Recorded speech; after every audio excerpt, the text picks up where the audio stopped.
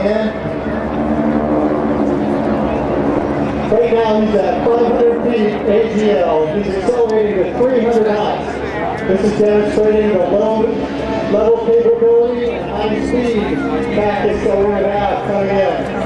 As he passes show center, please notice how quiet this aircraft is, providing the ability for a tactical surprise, and it's environmentally friendly.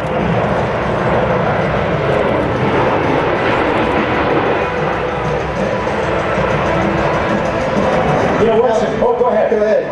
The C-17, as he pulls up here, provides a direct lift capability for intercontinental cargo. They can routinely land, as I said, on 3,500 feet of runway. It has 4 Pratt & Whitney engines, each engine providing 40,000 pounds of thrust. So I'll do the math. That's 160,000 pounds of total thrust. And it's got a huge wing area, about 3,800 square feet, and that really makes it extremely good at slow speeds, like we're going to see next. Correct. Next, he's throwing out the slats and flaps, providing readying himself for a slow speed pass.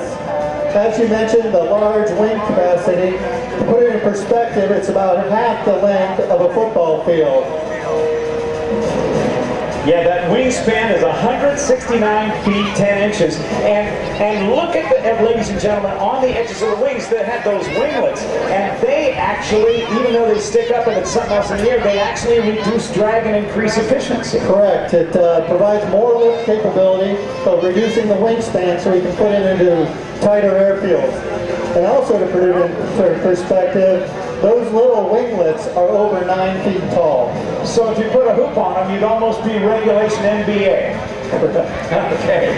Now as it comes in, look at the aircraft. It looks huge. It is so cavernous, but yet only 3 crew members are necessary to operate the airplane. Correct. 2 pilots and 1 loadmaster. It's about half the crew of a normal aircraft that size. So with the slats and flaps extended, right now he is doing about 120 miles per hour. Those flaps are actually in the line of the jet thrust, providing vectored lift. That gives the ability to land in the shorter fields and gives it that slow speed capability. I wonder how that works. Now as he passes shoulder center, he's going to add power.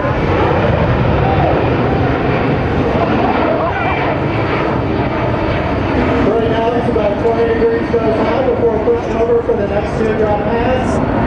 And that shows the go-around capability that the aircraft is capable of. Flying out at the steep angle gets it out of the low threat environment very quickly for over the safe confines of the airfield. And what was so amazing to me is it was relatively quiet. Correct.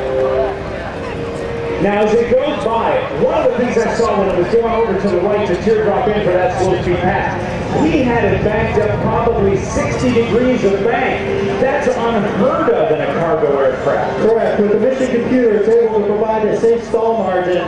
You're allowed to, as long as the airspeed's there, as long as you have the correct configuration, the computer will tell you well before you ever approach a stall. It's an amazing capability.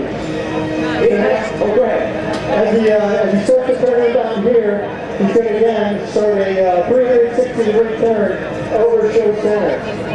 He's not going to be at the high speed this time, but still in a clean configuration, showing the maneuverability of the aircraft.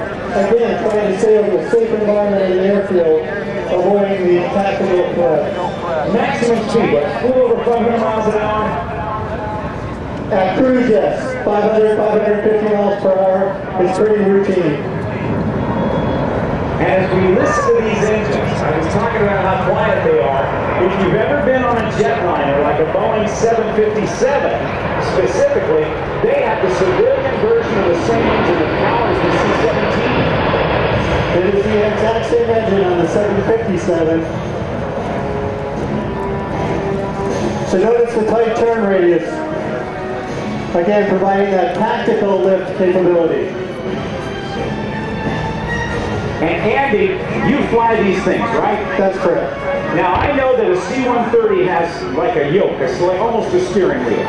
The C-5 has a steering wheel, but you don't have a steering wheel, do you? Correct. It is a sit using the exact same grips as any type of fighter. And it's actually very friendly for the pilots to use because that's what we're trained in basic pilot training. And it uses a quadruple redundant fly-by-wire system. So like the F-16, there are no mechanical linkage between the flight controls, the throttles, and the stick. So like the F-16 Fighting Falcon that we saw fly earlier today, it's an electric jet. That's correct. All the flight controls are hydraulic, four separate hydraulic systems, and then providing that quadruple redundant system. And now Captain Lake is going to go ahead and pull up here as he starts to maneuver for an assault landing. Holy cow! Now when you come in on a landing on a normal jet airliner, your flight path is about 3 degrees.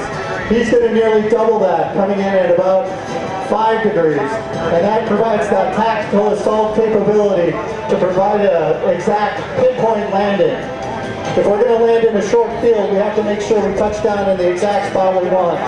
So the pilot, as he turns his final turn here, is going to use that heads-up display with the flight path vector to put that spot exactly where he wants the main wheels to touch down.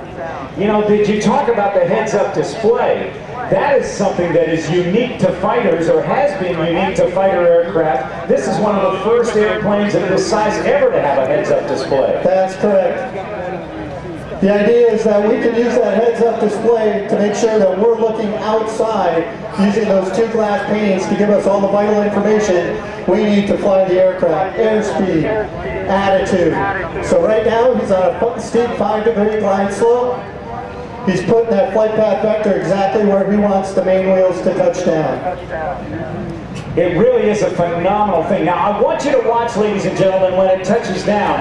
They're going to use the engines to help stop it once it touches down. If you look at the engine casings, or nacelles as they are called, once it touches down, the pilot will go into what is called reverse thrust, vectoring the thrust of the jet engine forward to help slow it down. You'll see panels open up on the side of each of the nacelles that will throw that jet thrust forward to help it slow down. Look at that, 5 degrees down. Watch for the watch for the short field landing capability of the C-17. Full anti-skid brakes, full thrust reversers, and this is going to come to a stop. And those thrust reversers will maintain that reverse thrust. As Captain Lake will now back the aircraft. This is another unique capability that we can routinely back the aircraft under its own power. Wow. So he'll continue to use that reverse thrust to continue to back to where he wants to start his takeoff run. So they don't need to turn around, although if you want to turn around, you've got a very, very tight turning radius on the ground. That's correct. If you look at the distance between the rear bogies and the nose wheel, that is very close. So we are able to turn this aircraft around in a 90-foot runway. Wow. And here at Andrews, it's probably, I think it's 150 feet wide. 150. So easy to turn around, but you don't have to. The Globemaster's back there. He's doing his own backup cam, and it sounds... You will actually open the door at times to guide it backwards. First flown on September 15th of 1991. About how many are in service, Andy? I believe it's over 200. Wow. Canada is now using them. Australia is using them. Now he's going to use the forward thrust to stop the aircraft, prepare the aircraft for takeoff. I want you to also notice the short field takeoff capability of it. Now you said it weighs maximum 585. It's probably, what, 300-something thousand, as she says? Slightly over 300,000 pounds right now. After this air show, they're actually going to continue over the Dover Speedway for a flyby of the race there this weekend. Look at that. And it's just not noisy at all. Now you look at that tail. It's 55 feet from the ground to the tail. 5 stories tall, yes sir. You can actually put a man up in a tail in that tunnel in that tail. Look at that.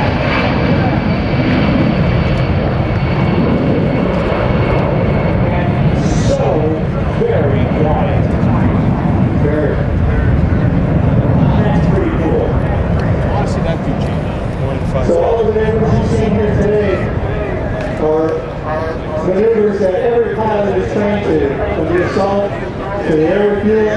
provide extended range capabilities to provide global reach to the entire world. So that concludes our capabilities demonstration for today. On behalf of the 436th Airlift Wing and the 3rd Airlift Squadron, thank you all for having us. I look forward to this tomorrow and next year. Lieutenant Colonel Andy Coop, would you give him a nice round of applause and join with me and also give him that applause extending out to the crew of the C-17